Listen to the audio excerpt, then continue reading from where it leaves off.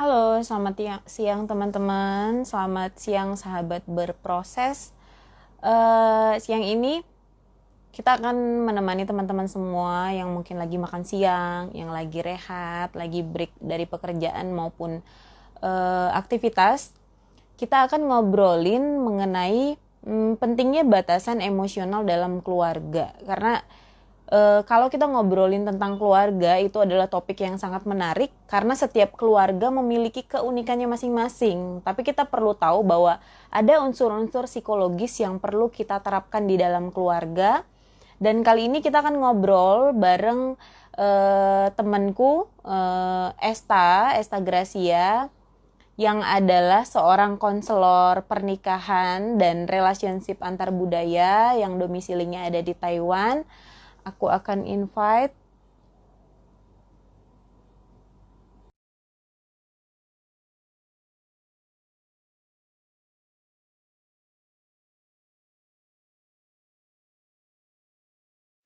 Halo, Hai, apa kabar, Kak? baik Yo, apa kabar? Baik. Ini Esta lagi sibuk apa nih sekarang? Kayak jadwalnya padat banget, Bu. Enggak sih, malah lagi habis liburan loh di Taiwan. Karena di Oh, Taiwan ini liburan. Yo, ada dua Hmm. minggu libur di sini. Oke. Dari awal minggu kemarin sampai akhir minggu ini. Ada 4 hari Oh, libur dalam rangka apa? gitu.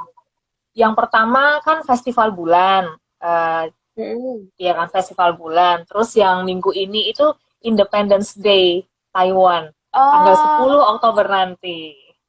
oh, 4 hari ya, berarti hampir 1 minggu ya. Mhm mhm mhm. Jadi Hmm. kalau dilanjutin ya yang kemarin itu dari hari Kamis libur, yang minggu ini dari hari Jumat libur. Tapi banyak banget orang Taiwan yang ambil cuti. Cuti ya. Ya, ya, ya. Mhm. Ya, benar-benar. Hari-hari terjepit sayang Mhm. bila dilewatkan. Iya Terus bener. Esa Jarang liburan soalnya liburan saya. liburan kemana? Lagi pandemi begini? Oh, kalau pandemi sebenarnya di Taiwan sendiri udah nggak ini ya, nggak ada apa ya, nggak ada PSBB. lockdown kan, memang kita nggak ada sama sekali, nggak ada WFH. Jadi memang Hmm, kegiatan udah jalan seperti biasa, seperti nggak ada hmm. pandemi, cuma bedanya kita harus tetap disiplin pakai masker. Oh, ya jaga ini aja ya, jaga keamanan. Mm-mm, Wah, mm-mm, enak mm-mm. banget. Kapan kami menyusul? Doakan ya Iya, agar warga heeh. warga Indonesia semakin taat dan virusnya segera Iya, berlalu. bener. Semoga semakin taat itu bener sih, Iya disiplin benar. pakai masker. Sudah sangat lelah sebenarnya kan dengan kondisi yang begini. Aduh, ini hampir 1 tahun, rasanya kayak skip. Kalau ngomongin aktivitas di luar ya, tapi di balik semuanya itu sebenarnya banyak lah yang, apalagi untuk kita yang eh, bekerja dengan atau beraktivitas dengan jarak jauh menggunakan online begini ya banyak manfaatnya sebenarnya. Tapi Mm-mm, mm-mm. untuk secara general ya jadi penurunan ini ya kualitas kemanusiaan sosialnya mungkin ya. Ah, ah, ah, ah. Bener sih. Mm-mm. Dan emang secara ekonomi terbatas kan kegiatannya. Mm-mm. Oke, teman-teman, hari ini kayak tadi aku sudah sampaikan, kita akan membicarakan mengenai uh, family. Nah, topik family, aku tadi udah sempat bawa ininya, openingnya kan, Kak. Kalau kita ngomongin Ya, tentang family itu menarik banget karena setiap orang yang datang dari keluarga manapun atau membentuk keluarga, dia datang dengan pola yang berbeda-beda. Bahkan mm-mm. mungkin kayak orang tua kita, mereka terbentuk menjadi satu keluarga dan menghasilkan maksudnya anak-anak kayak kita, itu adalah proses apa ya? Pola yang dibawa dari keluarga masing-masing juga dan tidak ada Ya, yang persis sama kan. Jadi ngomongin tentang keluarga dan pola yang ada di dalamnya itu memang menarik banget sih. Nah, sekarang kita tuh mau fokuskan ke obrolan tentang pentingnya batasan emosional dalam keluarga. Ini jarang banget sebenarnya ya, tak untuk dibahas, iya. tapi kayaknya aku merasa Kenapa ya? iya benar kan sangat karena apalagi untuk ini ya untuk kita ngomongin tentang pengaruh budaya ya. Kalau pengaruh budaya apalagi kayak di Indonesia terkadang terlalu berbatas untuk hal-hal tertentu, tapi sangat tidak berbatas untuk hal-hal yang lainnya gitu ya. Jadi agak-agak tercampur adukan gitu kan ya. Iya, yang krusial tidak ada batasan yang jelas, tapi malah yang lain-lain ada batasannya gitu loh. Jadi itu yang kadang rancu. Oke, ini teman-teman nanti sekiranya ada pertanyaan yang mau ditanyakan mengenai topik kita, karena kita masih mencoba meraba-raba untuk, bukan meraba sih, pelan-pelan membicarakannya agar edukasinya jelas ya sampai ke teman-teman, karena kita rasa ini adalah topik yang sangat penting. Segala sesuatu ya, rumah pertama, perilaku kita itu adalah sebenarnya apa yang kita tampakkan dari rumah dan keluarga kita. Jadi kalau sudah terlanjur pun tidak ada yang tidak bisa diperbaiki, bahkan kita bisa mulainya dari sini, dari pengetahuan kita sendiri tentang apa yang sedang kita jalani, terkhususnya di dalam keluarga. Nah, kalau Esta sendiri, Esta kan konselor ini ya, pernikahan dan relationship, kan sebenarnya ya yang dibahas adalah secara edukasi. Esta pasti membahas tentang keluarga kan, Ta? Kalau dari segi keilmuan sendiri, sebenarnya apa sih yang dimaksud dengan batasan emosional di dalam keluarga ya? Oke. Ini pertama makasih ya Yo buat angkat topik ini, karena memang topik yang sebenarnya krusial tapi kok jarang dibahas secara eksplisit gitu untuk di Indonesia ya. Nah, jadi sebenarnya batasan emosional dalam keluarga ini adalah apa ya, kita bilangnya bahasa Inggrisnya tuh imaginary line gitu teman-teman. Jadi kayak ada garis atau pagar yang apa ya, yang tidak kasat mata gitu, yang kita bangun untuk apa ya, membangun hubungan yang baik, kedekatan yang baik dengan diri kita sendiri dan keluarga, anggota keluarga. Nah, ini gunanya memang untuk membangun ya kedekatan atau intimasi dalam sesama anggota keluarga seperti itu. Jadi memang ketika seseorang berada dalam satu organisasi atau unit terkecil di dalam masyarakat itu kan keluarga. Nah, batasan-batasan itu macam-macam gitu, ada batasan material, fisikal. Nah, yang kita bahas emosional ini ya artinya adalah bagaimana kita secara jelas gitu, jelas, lugas, dan tegas membicarakan apa kebutuhan dan preferensi atau keinginan kita demi mencapai keharmonisan dalam satu hubungan keluarga itu. Ini menarik nih, karena Esta tadi menyebutkan bahwa tujuannya secara garis besarnya adalah untuk apa ya, intimasi di dalam keluarga itu kan. Kalau kita menggambarkan keintiman itu kan sebenarnya kelekatan, rasa memiliki. Lalu dengan rasa itu, bagaimana mungkin kita memerlukan batasan?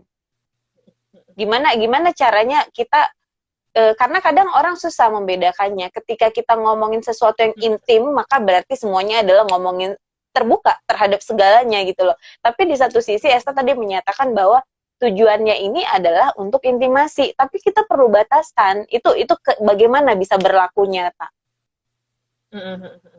Memang sih. Jadi nggak cuma di keluarga ya, mau hubungan dengan siapapun lah, pertemanan, dengan pasangan, pokoknya hubungan yang antara kita pihak satu dan pihak kedua. Nah, intim ini kan memang seringkali disalahartikan bahwa ya artinya kita seolah-olah punya hak gitu kan, punya hak penuh untuk memiliki gitu loh, ada rasa memiliki, ada sense of belonging, jadi aku berhak melakukan ABCD. Nah, tetapi itu akan menjadi hal yang berbeda ketika kita mempunyai batasan yang sehat gitu ya, dengan tujuan untuk membangun intimasi itu. Jadi ketika kita jelaskan apa nih cara-cara apa ya, misalnya kayak nilai atau prinsip hidup atau berbagai pilihan lah, misalnya preference kita terhadap keluarga dalam bagaimana mereka memperlakukan kita ya, itu tuh berbeda loh dengan bagaimana kita menerima apa ya, kedekatan emosional dengan mereka kayak gitu. Karena misalnya nih seringkali misalnya orang tua ke anak aja, karena mereka merasa intim, merasa dekat, ya mereka merasa ya punya hak sepenuhnya kan, otoritas gitu, bahwa aku Otoritas punya ya. otoritas untuk apa ya, bukan kayak kayak stir up your needs gitu loh. Ya, Ya ya. kamu itu butuhnya diginikan ABCD, kamu itu ya baiknya ABCD. Karena mereka yang misalnya nih paling gampang pasti dong mereka malah ibu melahirkan kita. Misalnya terus ada secara finansial kan yang menopang kita anak-anak juga. Nah, itu pasti mereka juga secara apa ya, secara kesadaran mereka juga tahu bahwa ya aku punya hak untuk melakukan ABCD ke kamu karena kamu itu sebagai anak posisinya lebih rendah gitu ya, lebih muda, kamu belum sekaya pengetahuan ataupun materi seperti saya, makanya saya berhak ABCD misalnya. Jadi itu Hmm. perlu tetap perlu batasan yang jelas gitu tentang bagaimana orang lain itu memperlakukan kita ketika kita sudah menjelaskan keinginan dan kebutuhan kita. Hmm. Bentuk-bentuk batasannya sendiri gimana itu, Tak? Nah, ini aku mesti nyontek ya. Ada beberapa Boleh. bentuk batasan emosional nih ternyata, teman-teman. Jadi ada 6 ternyata. Yang pertama itu self-care. Self-care kan ya dalam artian harafiahnya kan menjaga diri. Bagaimana kita menjaga diri, misalnya kita bilang, ya kita sedang tidak ingin misalnya berkumpul, misalnya bersama anggota keluarga besar, misalnya karena kita sedang punya waktu sendiri gitu, misalnya kita memprioritaskan kebutuhan kita untuk mengerjakan tugas, misalnya waktu masih ke sekolah, gitu ya, itu dijelaskan dengan lugas. Terus misalnya self worth itu keberhargaan diri. Nah ini yang sering kali apa ya, sosok otoritas gitu di dalam keluarga itu merasa suka sering mengkritik gitu yo. Ini mungkin yang Mhm. tanpa kita sadari ya, mungkin seorang kakak ke adik, pokoknya yang lebih tua lah, yang lebih tua lebih berpengalaman itu merasa ya kamu itu baiknya ABCD, terus dikritik, ini kamu baiknya ABCD. Nah, tetapi kalau kita punya batasan yang sehat itu, ya berarti kita bisa jelas gitu, menjelaskan kita tuh diri yang berharga. Tanpa adanya validasi dari orang lain, itu kita tahu, ya kita ini adalah orang yang berharga. Seperti itu, dengan cara apa yang kita punya, kita merasa Hmm. bermakna, seperti itu. Terus yang ketiga tuh otonomi. Otonomi itu kayak kebebasan gitu. Kita punya sebenarnya kendali diri kan terhadap Mhm. apa yang kita mau gitu, yang mau kita pilih, kita tentukan, kita butuhkan. Nah, itu tuh dijelaskan. Itu perlu dijelaskan ke anggota keluarga. Terus advokasi itu sendiri ya ya bagaimana kita menjelaskan kebutuhan dan preferensi kita itu tadi dengan jelas, lugas, dan tegas.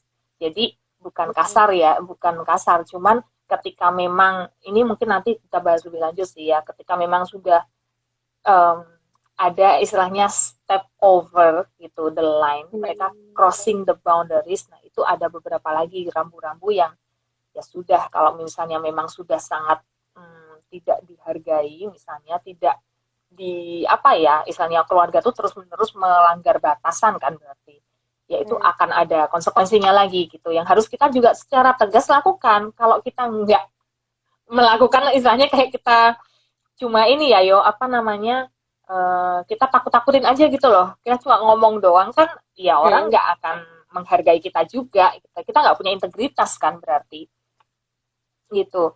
Terus yang kelima itu trust, trust atau percaya pada diri sendiri. Jadi seringkali ini terutama ini ya mungkin yo kalau aku lihat dengan anak ke orang tua misalnya mereka tuh butuh banget kan kadang diakui, dipuji, Ya. diapresiasi gitu loh. Nah, ketika itu tidak didapatkan, ya kita jadi ragu kan sama diri sendiri. Kalau kita terus memutuskan, iya aku tuh orang, aku butuhnya ABC, terus kayak diragukan gitu loh sama anggota Hmm. keluarga misalnya. Ah, apa iya, ah nggak kayak gitu kamu tuh emang orangnya nggak kayak gitu kok, siapa bilang? Nah, karena mereka misalnya seringkali melihat yang lebih tampak dengan keseharian kita itu ya bukan sesuai dengan apa yang kita omongkan kayak gitu. Makanya kan Hmm. kita harus perlu konsistensi juga dalam mengingatkan mereka tentang batasan yang kita punya gitu. Terus yang terakhir itu collaboration. Collaboration ini artinya ya kita bangga sama pencapaian dan kapabilitas kita, tapi kita juga bisa menerima apresiasi dari orang lain.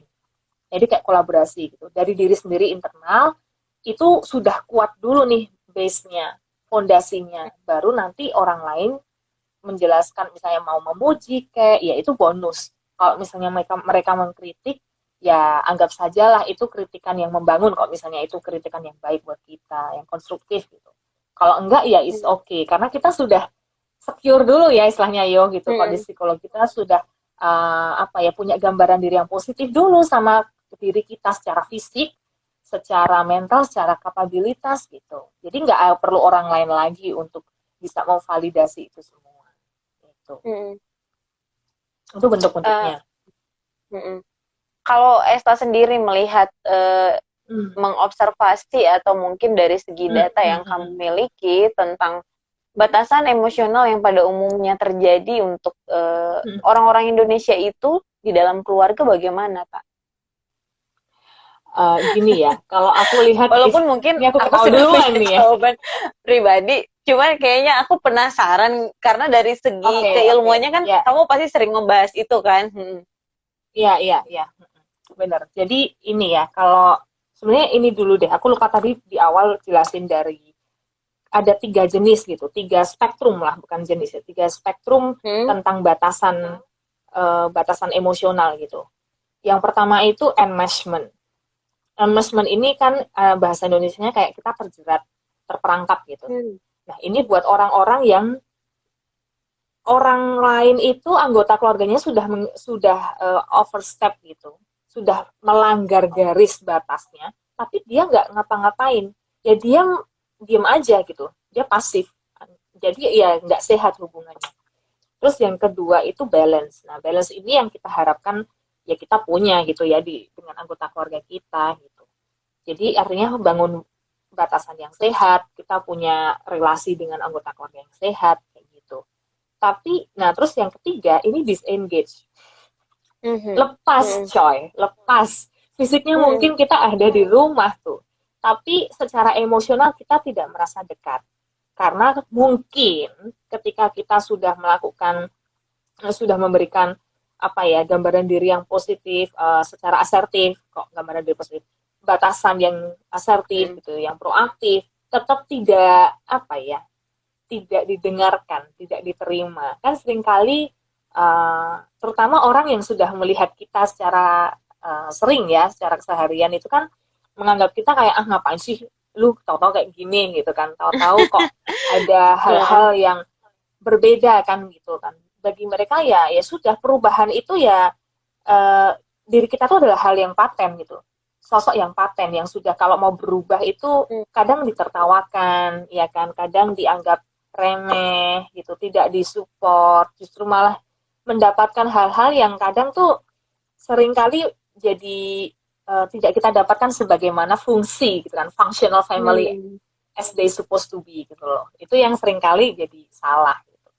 Nah, makanya kalau kita mau bangun batasan ini, kalau misalnya tadi Yohana tanya, gimana kalau di Indo? Wah, ini sebenarnya tergantung masing-masing keluarga ya. Kalau aku lihat memang secara garis besar di Asia, itu memang budayanya kolektivis gitu. Dimana mereka merasa ya yang penting kumpul, aku menyayangi anggota keluarga, aku menghormati, berbakti gitu ya, berbakti pada orang tua itu ya dengan cara semuanya pokoknya dilakukan untuk orang tua gitu kan, nggak bisa bilang enggak, nanti itu kayak dianggap membantah anak durhaka gitu kan. Nah itu padahal hal-hal yang kayak gitu ya kalau kita bandingkan dengan budaya di Western culture itu lebih beda lagi gitu. Mereka justru lebih menyadari memang sejak awal ya anak itu, karena mungkin pola asuhnya ya dari kecil anak itu diajarkan self reliant gitu loh, kemandirian gitu. Bagaimana mereka punya keterampilan diri gitu. Dari misalnya mereka jatuh nggak langsung direspon banget gitu loh. Kadang mereka jatuh dibiarin nangis, ya udah dengan tenang ditanya, oh sakit bagaimana, it's okay, get up. Itu jadi nggak harus risknya tuh berbeda kalau aku ngelihat gitu. Ada beberapa orang tua yang memang dari kecil sudah mengingatkan bahwa oh ini ketika kalian nanti tumbuh besar, kalian tidak akan lagi bersama saya akan tetap bersama ibumu atau papahmu kayak gitu. Kalian akan tumbuh mandiri. Jadi memang dari kecil sudah biasa secara fisik mungkin memang dilatihnya terlihat tampak lebih keras dan tanda kutip gitu. Dan memang kalau misalnya di Indonesia kan kalau kita lihat apa ya, sangat benar-benar bahkan sampai menikah pun sering kan gitu ya, orang pasangan menikah terus gabung sama orang tuanya gitu loh, belum belum apa pindah ke rumah pribadi kayak gitu. Nah itu kan itu untuk beberapa orang yang cukup individualis culture itu melihat itu sebagai sesuatu yang tidak apa ya, tidak efektif gitu mungkin ya, kita bilang tidak efisien gitu loh.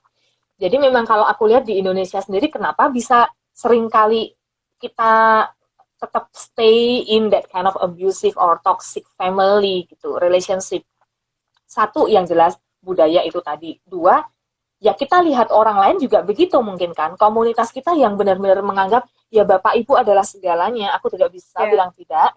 Aku tidak bisa memilih atau memutuskan apa yang aku mau. Misalnya nih, paling gampang aja pilih dari kecil. Kalau di race-nya di Indonesia nih misalnya nih, budaya Asia lah ya kebanyakan. Ya udah, orang tua pilihkan. Sekarang kan semakin berkembang kan ilmu-ilmu parenting, bahwa anak dari kecil sesimpel milih makanan yang dia lihat aja, nggak usah dikasih tahu itu rasanya apa, tapi biarkan anak-anak milih aja. Ini mau pilih yang A atau yang B, mau pilih brokoli atau pilih alpukat misalnya. Itu kan hal-hal simple yang sebenarnya itu orang tua melatih juga gitu loh, nih kamu tuh punya kendali penuh loh atas diri kamu loh. Kamu bisa memilih apa yang mau kamu makan dari kecil. Misalnya mau pegang makan sendiri atau mau disuapin. As simple as that. Tapi kita seringkali nggak melakukan itu. Kita langsung dicekoin gitu loh. Kayak biasanya apa ya, disuapin gitu kan sama orang tua. Jadi ya makanya ketika kita melihat itu semua, itu hal yang kecil yang dari makanan. Nah kalau kita sampai akhirnya pilihan sesuatu yang kasat mata aja dipilihkan orang tua, sampai akhirnya kita punya beberapa pilihan-pilihan, misalnya kita mau sebenarnya memilih jurusan nih waktu mau kuliah, terus misalnya orang tua juga nggak bisa, kamu orangnya ABCD, nggak akan cocok di jurusan itu. Kita menganggap itu cinta dan kasih sayang. Iya benar. Petuah-petuah itu atau nasihat dan opini mereka itu semua nih, kita anggap kasih sayang karena kita memang dari kecil sudah dibentuk dengan cara seperti itu gitu. Ya, BLW, by believe winning ya. Ya. Nah, kan makanya jadi sekarang kan ilmu-ilmu parenting itu sudah berkembang sekali gitu loh. Orang nggak bisa bilang juga sih kalau di Indonesia, di Asia tuh berarti masih yang banyak yang toksik, enggak juga. Sudah banyak orang tua masa kini, millennials yang menyadari bahwa anak tuh dari kecil pilihan-pilihan kecil yang kayaknya sepele itu justru melatih dia untuk membangun kemandirian diri gitu loh, kalau kaitannya sama batasan ya. Itu kan artinya kita memberikan anak kemampuan gitu, keberhargaan diri, percaya diri, supaya mereka juga tahu mereka berharga dengan pilihan mereka. Seperti itu. Bukan nakut-nakutin ya, soalnya kalau kayak banyak kayak di Indonesia, bahkan kita tahu mungkin untuk anak kecil sambal itu belum boleh, pedas itu belum boleh. Tapi kita sebelum anak merasakannya, kita udah kasih gambaran ke anak. Jadi sesuatu yang pedas itu menakutkan, tidak enak, tidak membuat nyaman. Jadi anak belum ngerasa juga kayak sekarang tuh paling lucu, banyak lah dari zaman dulu juga kayak itu pedes gitu. Jadi kalau anak ditawarin sesuatu yang berwarna seperti merah, tapi dia udah nggak mau karena no pedes itu. Itu padahal itu nggak bagus juga ya, kayak tomat kayak gitu. Tapi orang bener, terkadang mungkin bukan karena orang tua tidak benar atau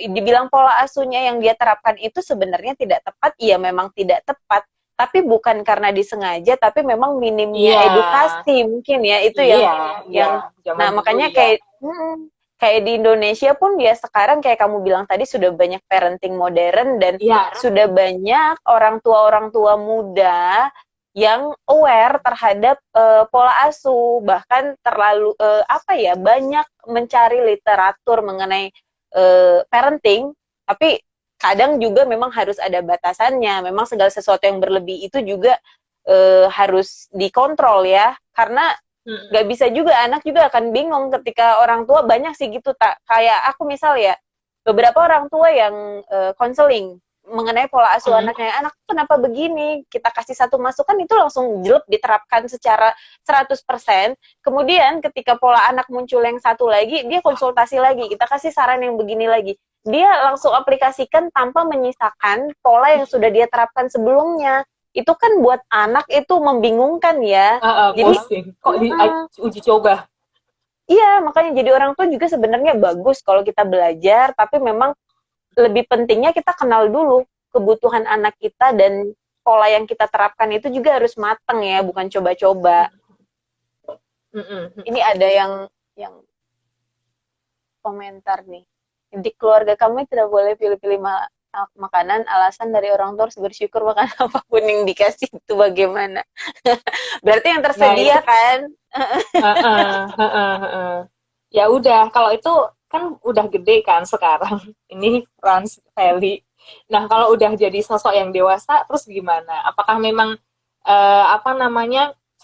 kalau misalnya sudah dewasa kan punya kendali penuh juga gitu loh. Kalau misalnya itu tidak sesuatu yang kita sukai, ya sudah gitu loh, jangan dipaksakan gitu. Makan ya makan seadanya aja. Cuman jangan, maksudnya gini, ketika dari kecil ya misalnya kayak gitu, misalnya nggak boleh pilih-pilih makanan, nggak boleh, maksudnya gini, apa yang ada di depan mata kita dari kecil itu ya kita sediakan ke anak, itu maksudnya yang dicoba ditawarkan ke anak gitu, bukan sesuatu yang kita nggak punya gitu loh, kan beda ya, bukan sesuatu yang kita nggak punya terus ditawarkan ke anak, tapi apa yang sudah kita masak yang waktu kecil ini, kalau kita melihat, oh ya udah, kalau anak kita ternyata sukanya brokoli daripada apa namanya, carrot tuh apa, wortel, nah Wortel. misalnya brokoli, oh adik aku masih pada kecil kak, iya jadi gitu Franz, jadi makanan bukan berarti yang harus orang tuanya tawarkan yang tidak ada di rumah, tapi apa yang di depan mata yang ada di rumah, sekalipun hanya tempe dan telur gitu ya, itu bisa ditanyain loh ke anak kecil, apa mau pilih yang mana gitu. Mungkin kalau misalnya dia disukanya tempe, ya sudah, bahan bakunya, bahan dasarnya tempe, kan bisa diolah macam-macam habis itu. Nah itu maksudku, jadi bukan berarti harus ditawarkan yang mahal, yang gimana, tapi apa yang di depan mata anak, yang sekalipun ini gini yo, ada waktu kecil dulu tuh adikku yang paling kecil tuh malah doyannya cuma bayam atau nasi putih, nggak dicampur apa-apa loh. Dia sukanya itu, misalnya nasi putih, ya udah waktu dia mau makannya nasi putih, ya udah dia makan itu, dan nafsu makannya bagus secara fisik ya, ini kita ngomongnya secara biologis, perkembangan biologis anak gitu, itu memang bagus. Dan memang sampai sekarang kalau aku lihat dari beberapa pilihan makanan, ya dia juga gampang jadinya memilih apa yang dia mau gitu, karena memang dia tidak dipaksakan untuk memilih sesuatu yang ada di depan mata kan. Gitu. Iya benar.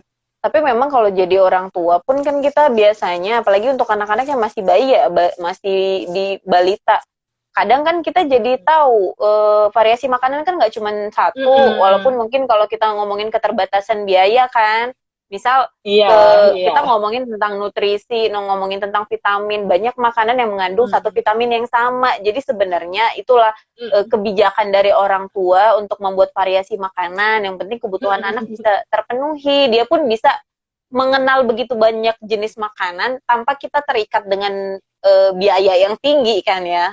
Iya. Kita malah bahas nutrisi anak.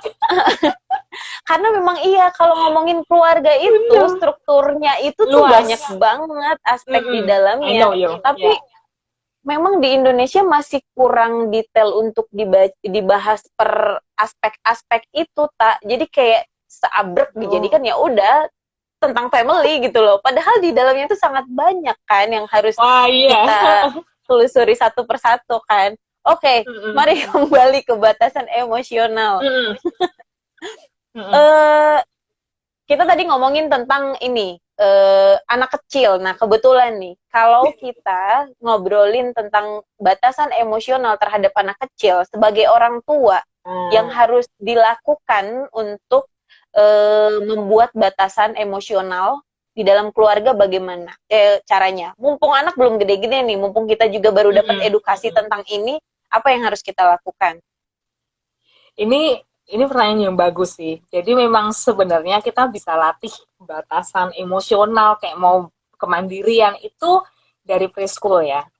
Ini kebetulan aku juga sambil part time Montessori teacher ya, teman-teman. Jadi dari usia anak itu 2 sampai 3 tahun, itu mereka sudah bisa ini loh teman-teman, berlagak kayaknya orang dewasa loh. Ya kan Yo, pasti Yohana yang psikolog anak juga sering nih ngelihat kayak gini. Sesimpel misalnya, sini mamah bantu. Nggak mau gitu kan. Adek mau coba sendiri. Nah, itu justru sebenarnya hal yang sangat bagus loh teman-teman. Itu artinya kan dia menyadari bahwa aku sebenarnya punya kapasitas dan kendali diri. Aku bisa mencoba, aku mau menempatkan diri untuk mengambil kesempatan. Nah, daripada anak yang diam-diam aja coba. Apa iya kita mau punya anak yang pasif amat gitu, disuapin ya oke, dipakein ya oke. Kok kayak punya boneka malah kan. Tetapi Tapi ketika enak usia buat anteng untuk orang tua oh kan, iya. Oh anteng, iya, tenang. bener sih. Tapi dari segi perkembangan kita harusnya lebih aware ya. Ini anak harus diapain nih biar agak distimulasi apa nih biar agak aktif gitu ya. Jadi yang ini banget ya, yang hipoaktif sampai yang hiper gitu ya istilahnya. Tapi gini lah teman-teman, kalau misalnya usia berdasarkan dari apa ya teori perkembangan Skinner ya, Erikson. Nah, itu usia 2 sampai 3 tahun itu memang anak berlatih untuk membangun kemandirian diri sebenarnya. Mereka sudah punya kesadaran diri gitu loh. Kalau oh aku itu individu yang berbeda dari ayah dan ibuku. Aku punya kewenangan, aku punya kebebasan dan kendali atau kontrol diri untuk memilih apa yang aku mau gitu dengan cara A. Aku tujuannya ini nih, satu ini. Tapi ayah ibuku bilangnya B, aku maunya dengan cara A. Ya sudah, nggak apa-apa selama gini ya, selama anak itu dalam kondisi yang aman dan tidak berbahaya secara fisik ataupun mentalnya tidak masalah teman-teman. Jadi izinkan aja anak tuh ya belajar gitu loh Bu. Gitu. Kalau misalnya pun ya kalau fisik nih misalnya sampai terus ya maunya dengan cara A yang itu ternyata dia jatuh gitu ya kesandung gitu. Ya udah kalau misalnya nangis kita tidak perlu bereaksi yang berlebihan. Oh sayang sayang gitu ya. Ya kita coba aja dengan tenang gitu, dengan tenang lihat anak, tatap mata anak, usap bagian tubuh yang sakit gitu dan coba validasi emosinya.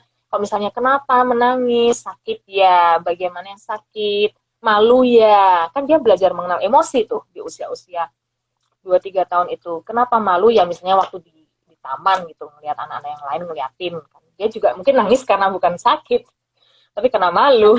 Karena yang usia-usia Iya kan? Usia-usia segitu tuh, wah, memang sama sih kalau waktu aku lihat di preschool, usia segitu tuh sulit sekali untuk dikontrol gitu, dikendalikan. Karena mereka memang merasa aku bisa baca, aku bisa membuka buku, aku bisa pergi ke sekolah sendiri, aku tidak mau digandeng.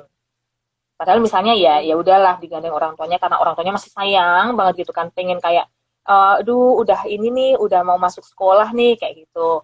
Tapi anaknya udah merasa ya enggak, aku udah gede mama gitu, aku udah gede papa gitu. Misalnya dia pengen berangkat ke sekolah sendiri, masuk ke kelas kayak gitu. Udah nggak apa-apa, kasih kita kesempatan anak-anak untuk mencoba gitu, trial and error kan. Kalaupun waktu mereka mengalami errornya itu atau misalnya mereka sakit, ya udah kita validasi emosinya, kita bantu mereka buat tahu gitu emosi-emosi apa sih, tujuh tujuh emosi dasar ya yo lupa, tujuh emosi dasar. Nah, itu tujuh emosi dasar bisa dicoba gitu waktu mereka punya pengalaman-pengalaman juga yang cukup membuat mereka kecewa kayak gitu. Ini ada yang tanya, Diki nanya, apakah kita perlu minta maaf ke anak kalau kita melewati privasi dan kewenangan dia, dan bagaimana cara minta maaf yang baik untuk anak? Ini berarti mungkin untuk orang tua yang anaknya ini ya, kalau kita melewati batas privasinya berarti anak sudah lumayan bertumbuh menjadi mungkin sudah remaja atau bahkan sudah dewasa ya. Ini Esa mau jawab sekarang atau kita keep dulu? Nggak apa-apa, keep dulu. Oke. kita akan obrolin itu nanti. Aku ada poin pertanyaan untuk itu. Thank you Diki pertanyaannya. Esta mau lanjutin yang tadi? No, it's okay, Cara it's fine. Oke, itu untuk anak-anak tadi yang Esta sampaikan adalah kalau Preschool. bagaimana kita preschool ya. Tapi bagaimana dengan anak-anak yang mungkin apa ya? Udah Ya gede mungkin ya. setelah preschool, iya udah agak gede. SD lah, usia anak-anak lah ya, berarti misalnya usia SD dari 7 sampai 12 tahun tuh. Nah, kalau misalnya apa namanya mengajarkan batasan emosional ke anak-anak usia itu ya hampir-hampir mirip, tapi misalnya nih ketika mereka paling gampang kalau aku lihat memang di usia SD ini mulai banyak aktivitas ya, gitu kan, mulai banyak aktivitas, gitu, mau di sekolah maupun di luar sekolah, gitu. Mereka sudah semakin sadar gitu bahwa ya mereka tuh sudah tumbuh besar gitu, mulai tumbuh gitu, menjadi individu yang punya pilihan gitu sebenarnya. Nah, kalau untuk usia-usia itu memang kita sebagai orang tua tuh bisa berdiskusi sebenarnya. Coba berdiskusi itu ya memang selalu tanyakan ya pilihan gitu. Kalau misalnya kita apa namanya tanyakan pilihan sama anak, kalau misalnya tidak ada pilihannya langsung gitu. Kalaupun kita sebenarnya ada beberapa opini yang mau kita tanyakan ke anak, ya udah kita tanyakan itu ke anak gitu. Dan biarkan anak memilih. Kalau misalnya ada sesuatu yang sangat tidak kita inginkan gitu ya, misalnya coba diskusi konsekuensinya gitu. Ini kalau usia-usia terutama usia 9 sampai 12 ya, itu kelas 3, kelas 4 lah, sampai kelas 6 SD. Itu kan semakin besar anak kan juga sudah secara kognitif sudah punya kesadaran dan paham gitu loh apa namanya secara konkret itu seperti apa gitu. Kalau misalnya aku melakukan kesalahan ada konsekuensinya. Konsekuensi itu apa? Mereka sudah tahu konsep-konsep abstrak kayak gitu loh, teman-teman. Jadi itu bisa diajak diskusi yang dibuat kesepakatannya sama orang tua. Bahkan, nah mungkin di usia-usia sekarang di usia-usia itu bisa punya perjanjian tertulis gitu istilahnya sama orang tua gitu ya. Misalnya ada kayak konsekuensinya apa kalau misalnya apa ya melakukan sesuatu yang orang tua kurang suka lah. Kan itu kan namanya kompromi juga. Nah, anak itu juga punya kendali, oh aku maunya begini aja. Kalau misalnya orang tuanya bilang, oh nggak bisa, misalnya as simple as apa ya, pengurangan waktu bermain lah, pengurangan waktu bermain misalnya. Ya udah, bermainnya jadi dari 30 menit jadi 20 menit, dikurangi 10 menit kan itu berarti. Negatif. Nah, itu bisa tuh teman-teman apa namanya ya buat kesepakatan sama anak tapi tertulis. Jadi misalnya anak itu juga bisa lihat oh itu memang dilakukan. Kadang mungkin sebagai orang tua kita lupa gitu loh. Kadang tuh seringnya tuh kita lupa. Mengajarkan ini juga ya, mengajarkan anak untuk mengenal komitmen terhadap apa yang sudah dibuat dari awal, disepakati dari awal ya. Jadi memang apa namanya konsistensi dari suatu komitmen itu juga dilihat di situ gitu yang memang ya anak-anak bisa belajar membangun integritas diri juga di situ gitu kan kalau apa yang sudah kita buat kita sudah sepakati ya jangan dilanggar gitu jangan apa namanya diabaikan karena mungkin orang tua nggak sengaja kan ya sibuk ya orang tua banyak kegiatan lain juga tapi ketika anak-anak usia segitu mereka juga paham bahwa oh kok sibuk, kok lupa, apakah aku tidak menjadi prioritas papa sama mama? Mereka bisa merasa seperti itu. Jadi memang kita sebagai orang dewasa juga perlu berhati-hati ya, perlu awas diri juga, mawas diri ketika anak-anak itu belajar membangun integritas diri, keberhargaan diri, semuanya lah yang tentang perkembangan diri anak secara sosial emosional itu mereka juga belajar dari orang tuanya. Iya, inilah kebijakan yang orang tua harus miliki ya. Ketika kita mau mengadaptasikan satu metode untuk anak, kita juga sudah harus punya pemikiran yang baik tentang resiko terburuk dan manfaat terbaiknya. Kayak misal tadi mungkin Esta sampaikan adalah membuat komitmen tertulis dengan anak kesepakatan.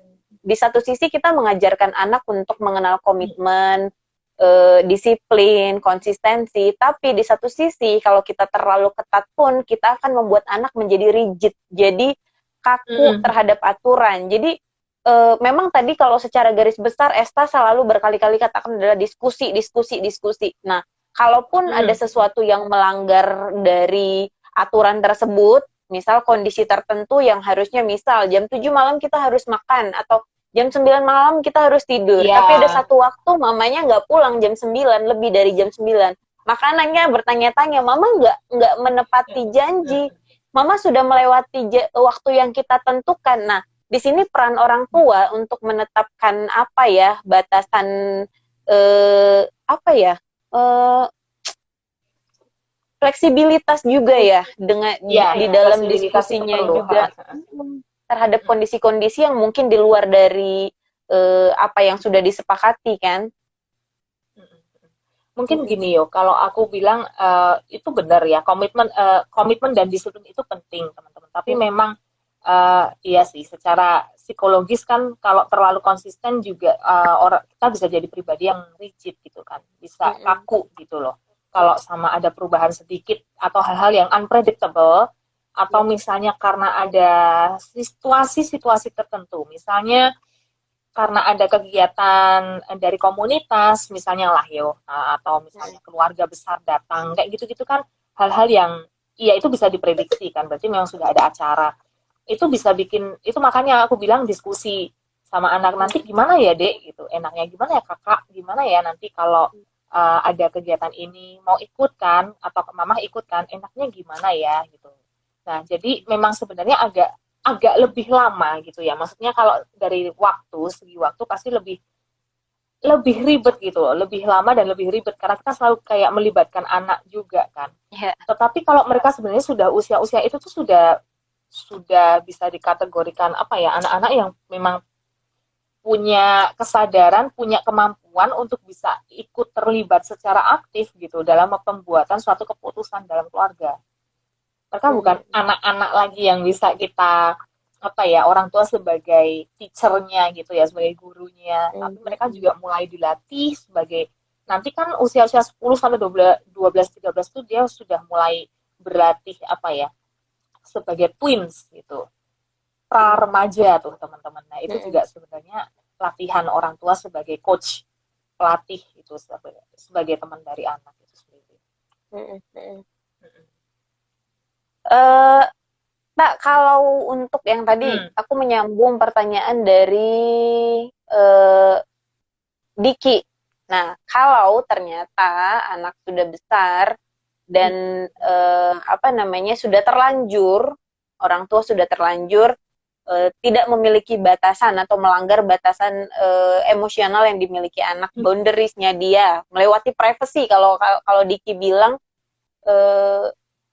apakah kita perlu minta maaf atau apakah orang tua perlu minta maaf dan bagaimana caranya? Nah, ini yang sulit nih. Cara meminta maaf itu karena gengsi juga kan, dan bagaimana caranya agar diterimanya smooth dan message-nya nyampe, terdeliver dengan baik ke anaknya gitu, dan orang tua juga tidak merasa bahwa harga dirinya sebagai orang tua tercoreng hanya dengan minta maaf kan. Gimana Tak? Iya. Ini kalau aku lihat sih ini bisa main agak, aku bilang budaya juga ya yo kalau ini. Kalau aku lihat, kita lihat aja lah teman-teman di film-film gimana teman-teman melihat film dari Amerika ya, based on American culture dengan Asian culture, apa bedanya gitu. Yang satu udah salah tetap mencecar gitu ya, istilahnya ya udah karena kamu gini makanya kan mama jadi gini gitu, kayak blaming gitu kan, istilahnya menyalahkan ya, you do this gitu, you did this, that's why I feel this way, I act this way gitu.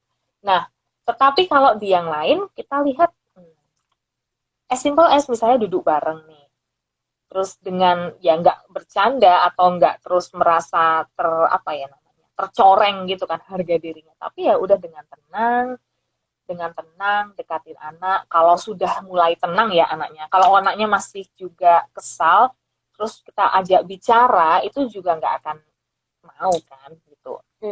Nah kalau misalnya anaknya sudah tenang dan orang tuanya dengan tenang mendekati anak dan bilang secara lugas aja I'm sorry, itu dari beberapa artikel yang aku baca memang juga penting satu kata itu, I'm sorry. baik dari orang tua ataupun sosok atau figur yang punya otoritas lah, yang lebih tua di rumah. Gitu. Bukan berarti yang lebih muda terus harus mengalah, harus minta maaf, kan tidak seperti itu.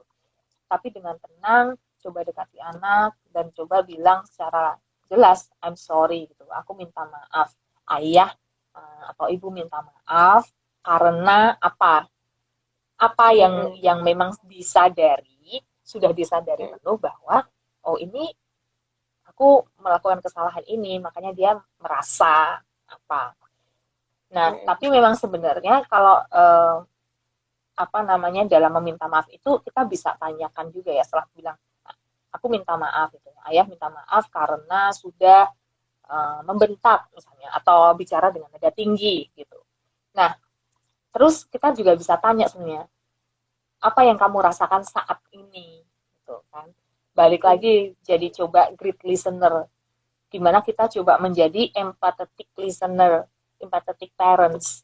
Kita membangun komunikasi yang empatik sama orang tua. Kita nggak terus datang minta maaf doang gitu kan. Tapi ya kita mencoba memahami perasaan, memahami perspektif anak dengan memvalidasi emosi dia gitu. Maksudnya mungkin kita merasa alah gitu aja kok ya nangis misalnya gitu aja kok ya kesel gitu ya. Tapi kita coba tanya gitu, apa memang benar dia kesel? Jangan-jangan bukan kesal, tapi dia merasa marah, dia merasa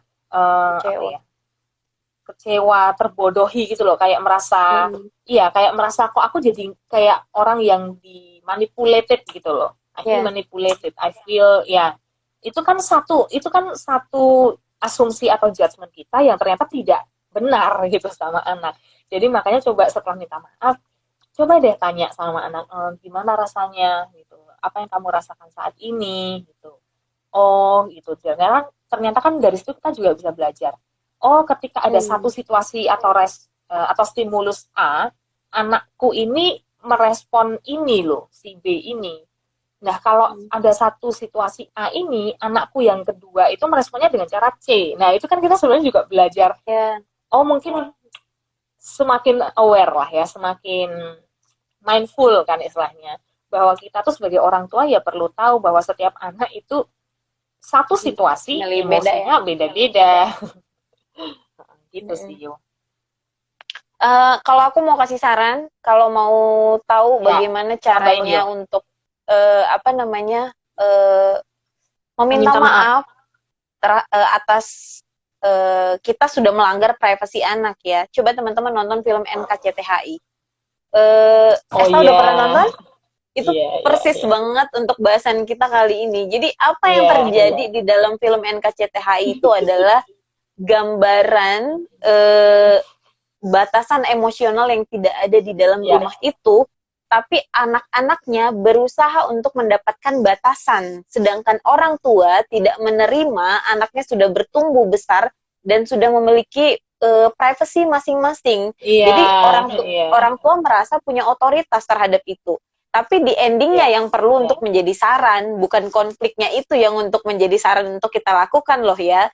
Tidak semuanya itu, tidak semua masalah diselesaikan dengan konflik. Ada orang kan sering bilang, ya tinggal nunggu aja bom waktunya baru deh kelar gitu.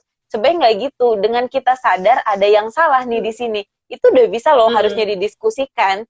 Dan di akhir kayak misal ada beberapa film yang aku baca juga buku kayak orang tua menyatakan ngaku aja secara gentle bahwa maafin ayah kalau ayah salah, maafin ibu kalau ibu salah. Ibu pikir kalian masih anak-anak, ternyata enggak loh.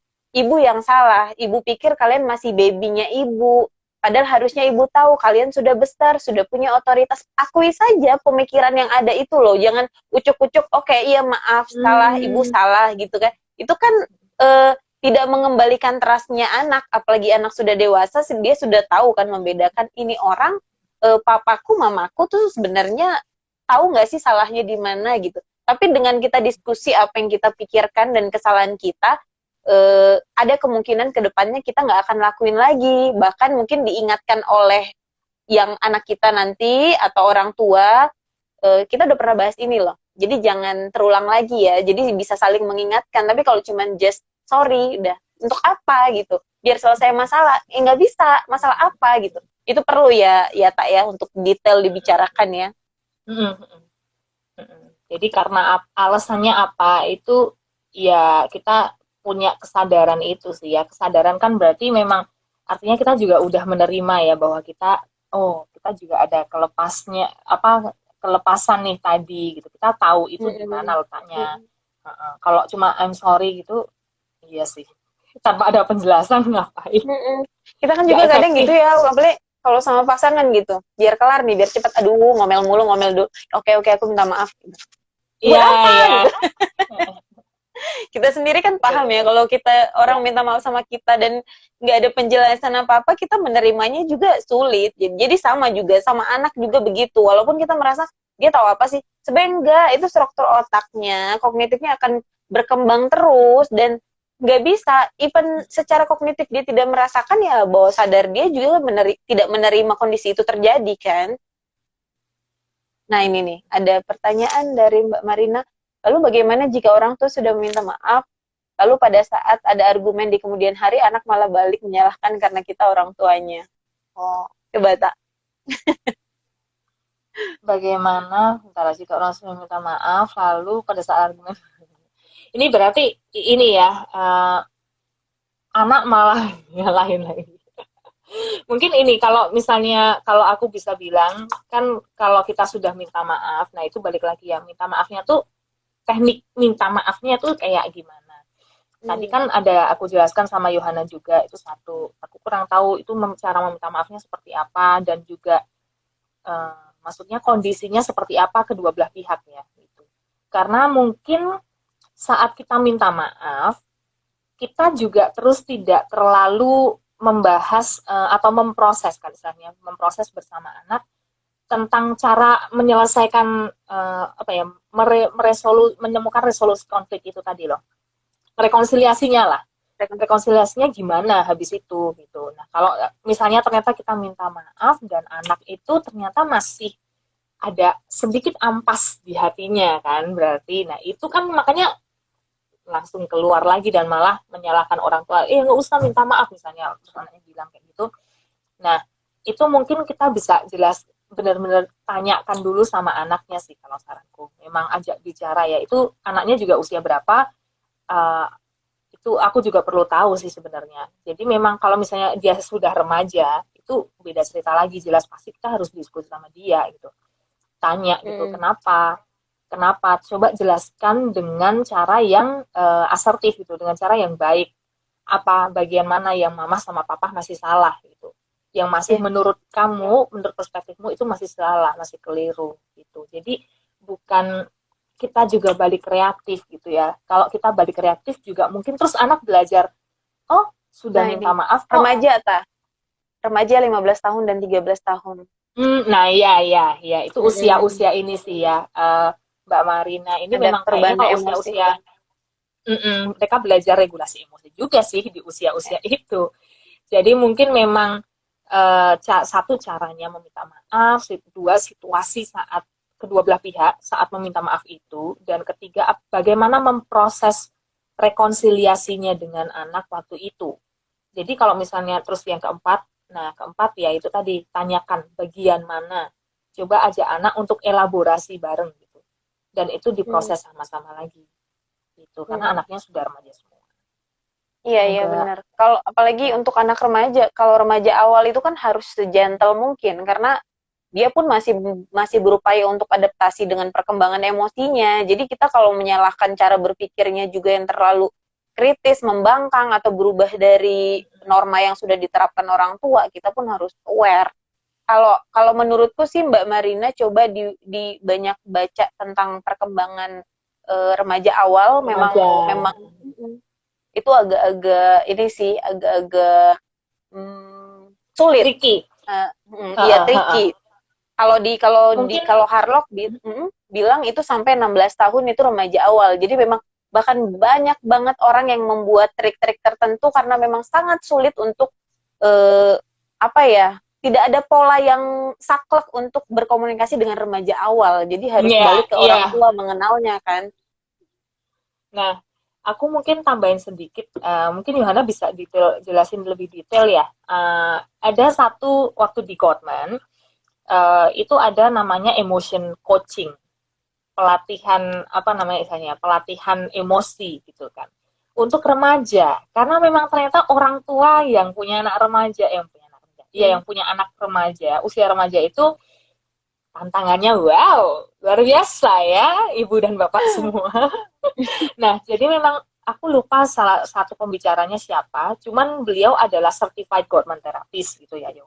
Nah, beliau itu menyebutkan bahwa biarlah anak-anak itu ketika usia remaja atau pra remaja itu melakukan kesalahan dan membuat keputusan yang unwise atau tidak bijaksana, but not unsafe ones, tetapi bukan yang tidak aman. Jadi istilahnya kalaupun mereka itu selama itu tidak membahayakan fisiknya gitu ya, atau tidak melanggar hukum lah, yang sampai misalnya narkoba kayak gitulah ya, ya sudah biarkan dia mencoba dari kesalahannya itu gitu. Kita sebisa mungkin ketika orang tua itu coba mendekati mencoba kayak oh ini kok kayaknya salah, aku harus kasih tahu ini sama dia, coba deh dengerin dulu perspektifnya dia, karena memang anak-anak kita ketika sudah masuk usia remaja itu ada satu video gitu ya, aku pernah lihat dari World Economic Forum, perubahan hormon dan secara perkembangan otak itu tuh benar-benar berubah semua loh. Jadi memang wow, segitu besarnya perubahan di diri mereka, makanya mereka juga kadang secara hormon itu berubah mempengaruhi keputusan-keputusan atau reaksi atau respon yang mereka buat gitu. Jadi ada yang anak misalnya tetap kalem, tenang gitu kan. Ada yang misalnya memang kok jadi aktif banget gitu anaknya, jadi suka mencoba hal-hal yang adventurous gitu. Ya itu semua ada karena perubahan hormonnya, karena situasi di komunitasnya, mungkin gengnya dia gimana, kayak gitu. Konformitas ya. Mm-mm. Mm-mm.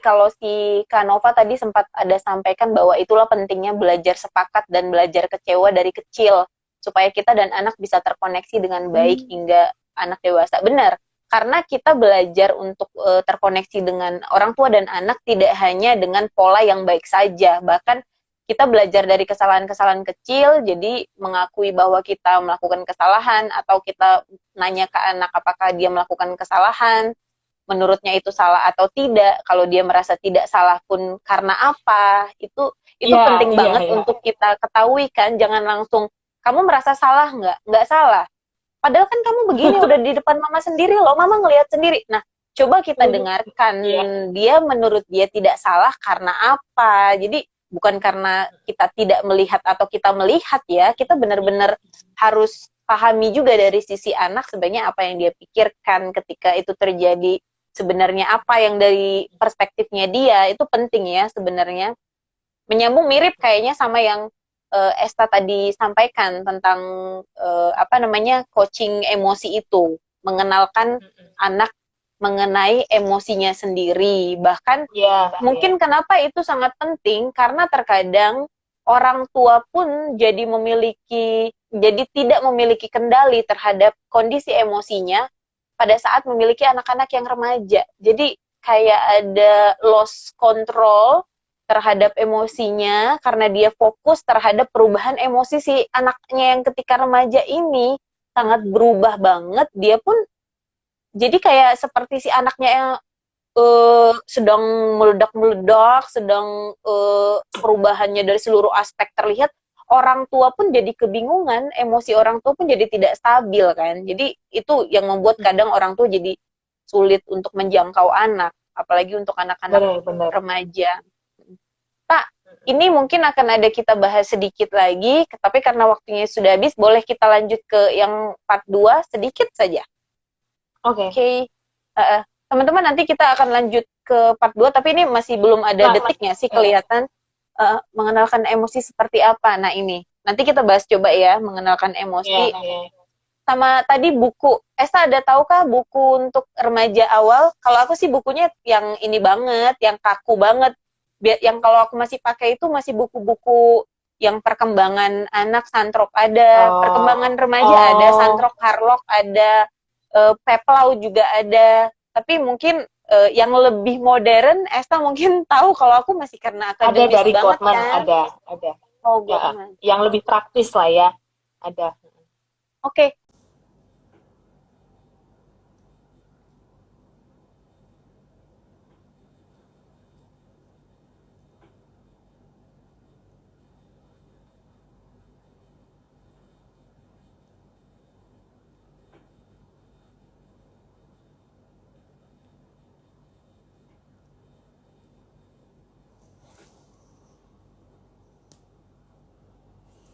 Oke, kita mau lanjut part 2, ngomongin pentingnya batasan emosional dalam keluarga. Kita tadi masih keep ada 2 pertanyaan dari teman-teman. Kita tunggu Esta dulu untuk join.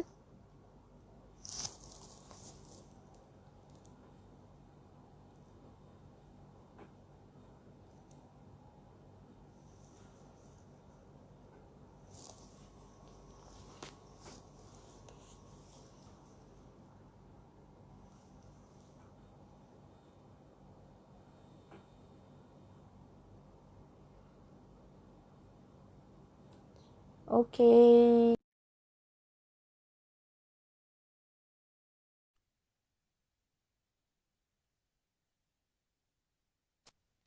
Halo. Halo, ini Kak Nova masih berlanjut. Terima Halo. kasih Kak Nova. 1 jam sudah mendengarkan celotehan kita. Kak Nova masih join di Instagram live kita. Kamu mau langsung bahas? Oh, bentar. Sepertinya Estanya ada masalah. Aku coba invite lagi. Oke, Mbak Marina sudah ada juga. Kita akan jawab pertanyaannya, diskusi yang disampaikan Mbak Marina. Sebentar.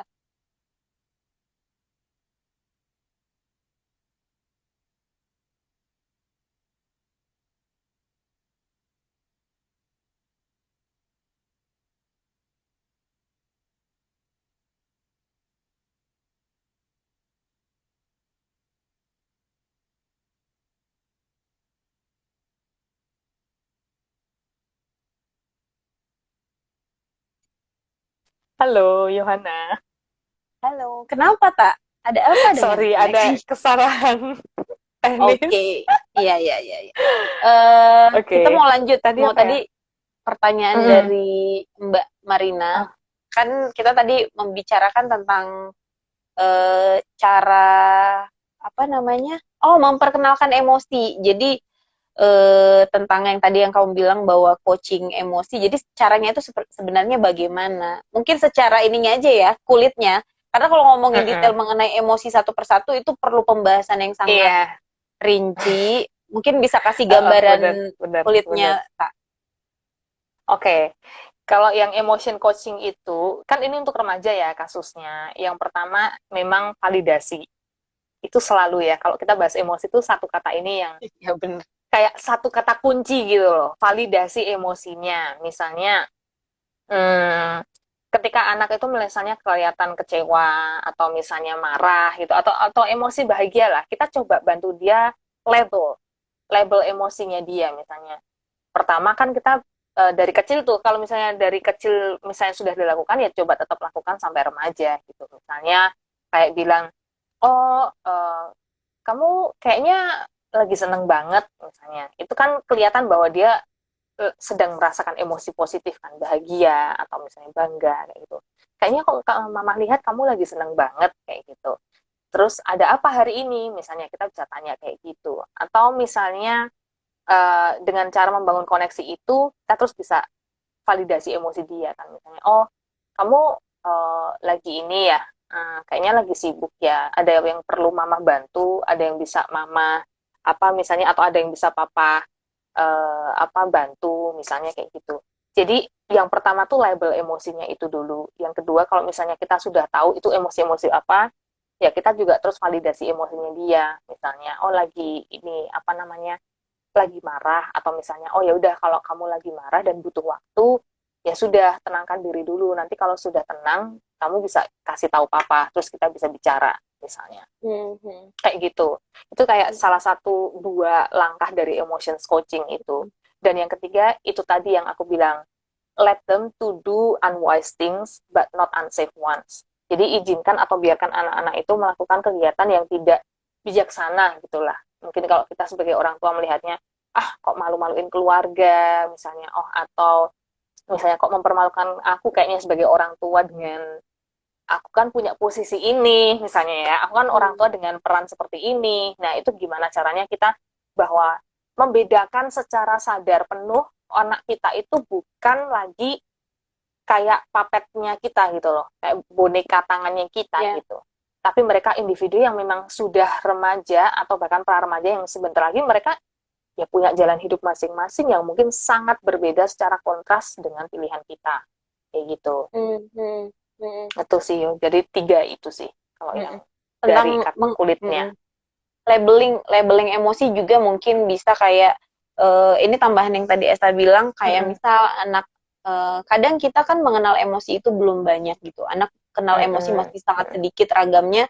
Cara untuk melabelinnya itu mungkin ketika dia pulang sekolah wajahnya untuk anak perempuan mungkin remaja nangis, kita tanya kamu kenapa, perasaannya bagaimana. Kalau dia bilang dia merasa sedih, sedih kenapa? Ternyata mungkin dia dipermalukan atau dibully di kelas. Mungkin kita bisa tanya lagi, yang kamu rasakan itu sedih, kecewa kah, atau marah kah? Maksudnya lebih kadang anak tidak tahu membahasakannya itu apa. Jadi dia hanya menyebutnya itu dalam satu gambaran sedih, just sedih gitu. Padahal mungkin ada lebih detail lagi. Jadi kita bisa lebih tahu cara menyentuh kosakatanya ya.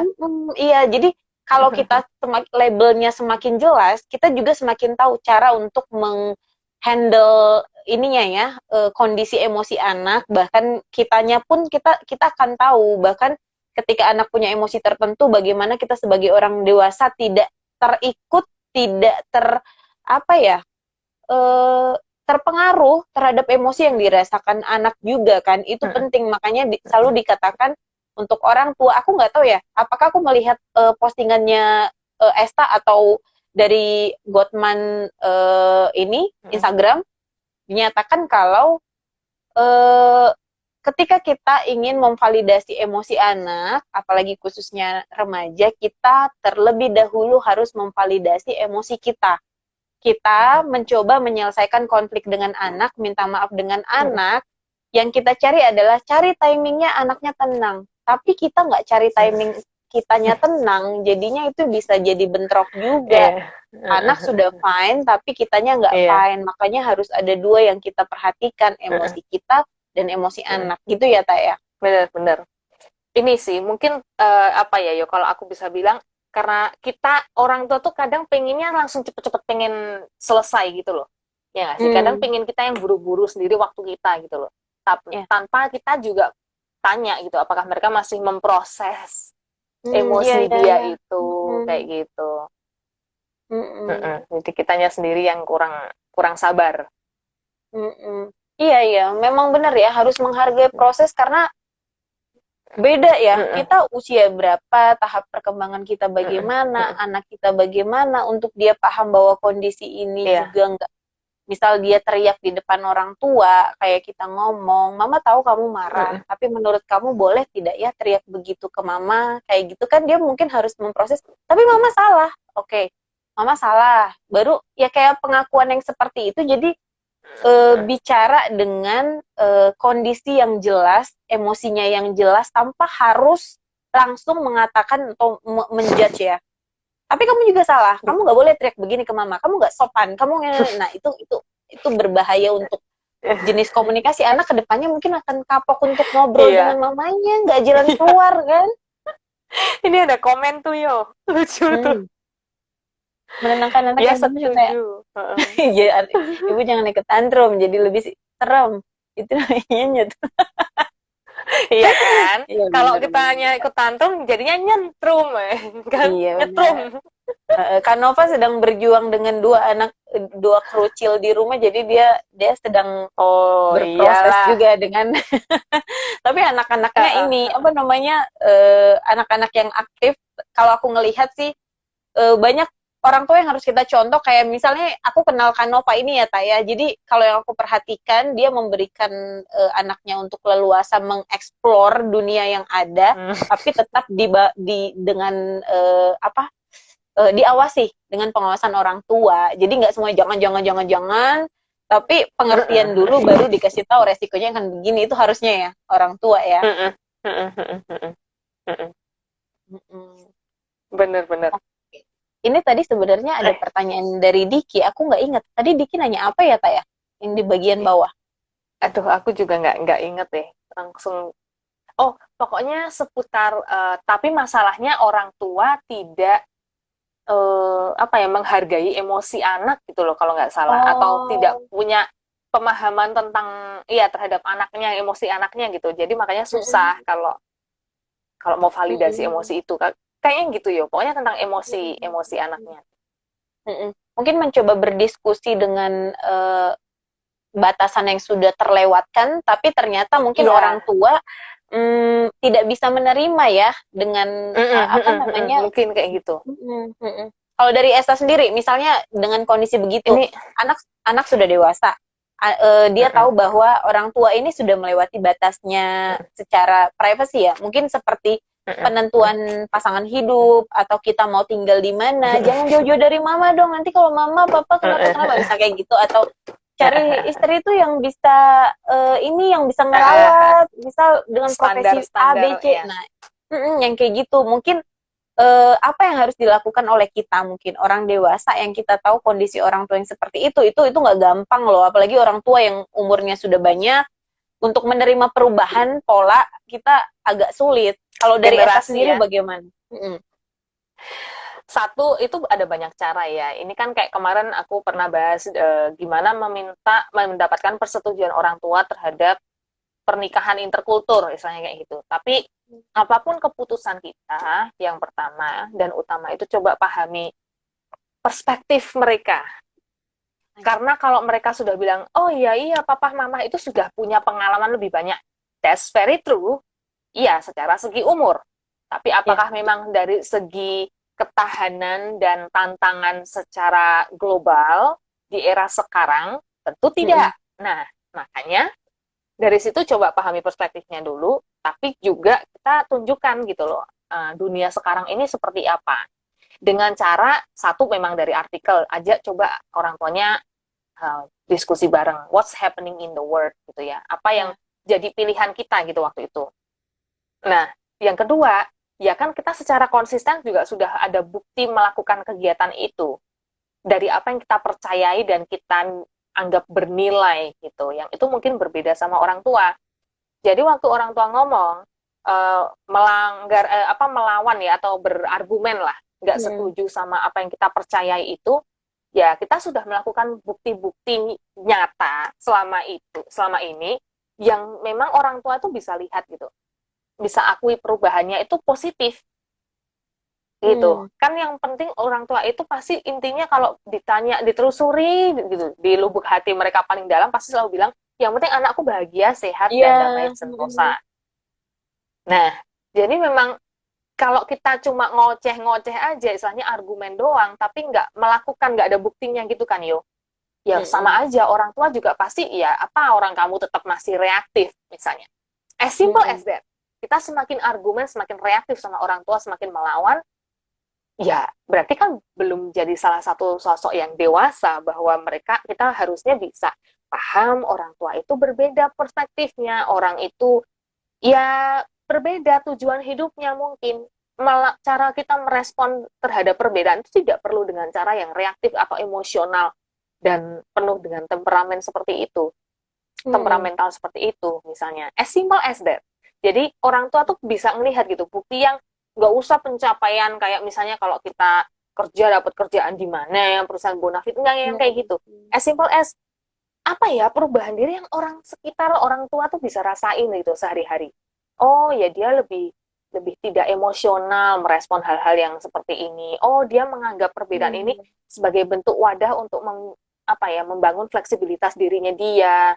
Nah, itu Mm-mm. kan kelihatan berbeda kan.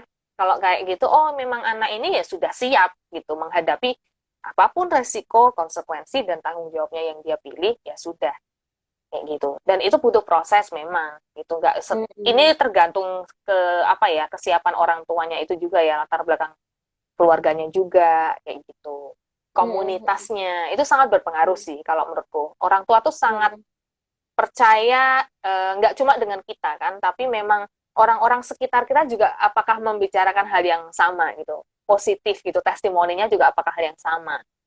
Kalau Mm-mm. enggak ya istilahnya kan kita yang self subjection gitu kan, yang kayak Mm-mm. self you do self reflection, tapi kamu menilai secara subjektif sekali, tidak berusaha mirroring dengan orang lain gitu. Bagaimana Mm-mm. ya pendapat mereka tentang diri saya selama ini? Bukan dari orang tua aja ya, karena mungkin memang satu unit itu kan tidak cukup gitu yo. Kalau misalnya cuma memberikan dua pandangan yang berbeda itu bakal Mm-mm. kayak iya jadinya kayak toksik gitu. Tapi harus ada pihak mediator gitu, pihak yang ketiga yang secara objektif melihat gitu, hanya sekedar Mm-mm. bertemu atau misalnya teman lama kita yang memang orang tua tahu, percaya kayak gitu. Jadi testimoni-testimoni itu tuh yang bisa bikin orang tua lebih percaya sama kita. Mm-mm. Ya, ya.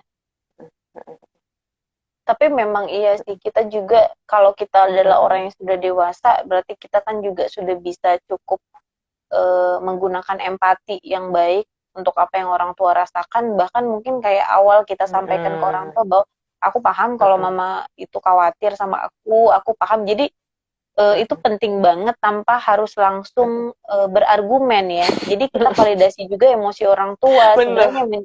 yang menjadi kekhawatiran dia apa? Mungkin karena dia cukup mengenal kita, mungkin karena banyak juga memang Iya. orang-orang yang di luaran sana kita harus terbuka bahwa kondisi kita yang mungkin masih muda, kita jatuh cinta dengan orang misalnya atau jatuh cinta terhadap satu kondisi, euforia. Kita masih dalam kondisi euforia, tapi kan orang lain yang melihat kan lebih objektif. Jadi bisa jadi penting sih untuk kita mengkonfirmasi segala kondisi kan. Tapi jangan lupa untuk konfirmasi yang terbesar adalah dari diri kita sebenarnya kan. Untuk segala keputusan yang kita ambil. Iya. Cuma mungkin ini ya, ada apa namanya, ada 5 cara menetapkan batasan emosional yang tadi belum aku Mm -mm, sampaikan mungkin yo. mm -mm, Nah, yang pertama itu memang kita perlu gini, kita tuh reaktif, kita itu trigger kan istilahnya, kita itu mm -mm. apa ya, terpicu gitu istilahnya kalau ada api kan istilahnya.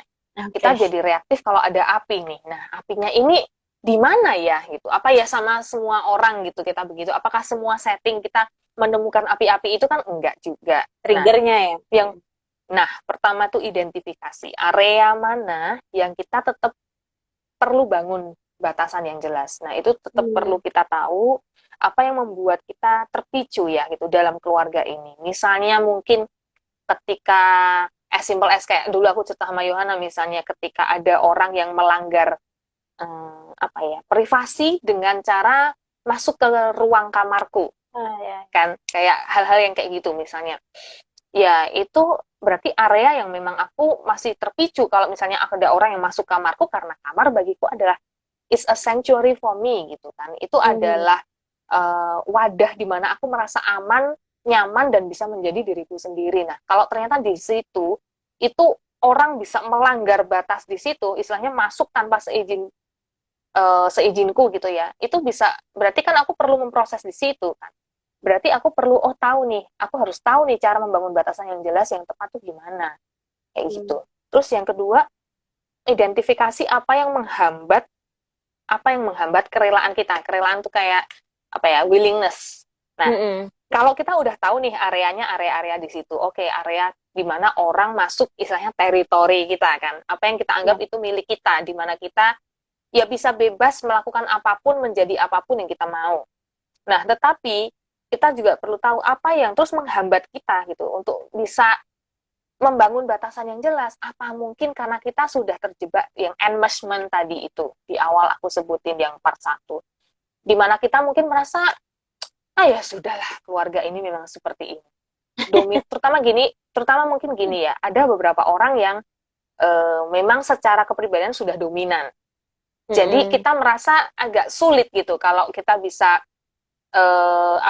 mau membangun batasan, mau bilang secara asertif gitu, berbicara dari hati ke hati sama orang ini tuh istilahnya kita sudah ini duluan, kayak istilahnya jiper duluan gitu. Kayak ya udahlah, dia pasti tetap akan mencari argumen gitu, berargumen, dia mencari alasan lain untuk membantah, mematahkan alasan-alasanku ini. Jadi kita sudah merasa dari awal kita tidak diprioritaskan, kita tidak bernilai di terhadap orang yang kita ajak bicara nanti. Jadi kita sudah menghambat dulu, kita udah kayak males duluan kalau mau ngomong. Terus yang ketiga tuh coba apapun, sebenarnya gini teman-teman, nggak perlu kalau misalnya masih sulit ya untuk bicara dari hati ke hati atau ngomong gitu kan, coba dengan menulis, journaling, atau melakukan ritual-ritual kayak meditasi kayak gitu, atau breathing technique, as simple as breathing technique. Kalau misalnya kita sudah mulai nih tanda-tanda ke trigger nih, tanda-tanda mulai emosi nih, nah kita coba menyingkir dulu deh dari orang ini, dari anggota keluarga ini. Nah, terus kita bisa melakukan apa yang kita suka itu, painting, coloring, apalah, main musik gitu ya, di satu ruangan yang ya entah mau di kamar sendiri, kayak mau di halaman, kayak terserah, di mana itu bisa teman-teman merasa aman, tanpa ada interupsi di situ. Dicoba dulu. Terus yang keempat, cari grounding tools. Nah, ini grounding tools tuh seru sih, ya, istilahnya kayak kita perlu membayangkan sesuatu yang istilahnya kalau kita punya dalam pikiran kita itu kalau ada sesuatu yang membahayakan kita, yang bikin kita nggak nyaman, nah kita tahu-tahu bisa membayangkan ini gitu, dan kita bisa merasa aman nyaman dengan itu. Atau bisa juga itu sesuatu benda gitu, benda misalnya boneka kayak, atau misalnya sesuatu yang nyaman ketika kita sentuh kan, lewat kulit kayak gitu. Jadi ketika kita sudah memegang itu, kita bisa lebih tenang, kita bisa usap-usap kayak gitu. Itu sesuatu yang yang wajar sekali gitu, nggak apa-apa kalau teman-teman punya itu.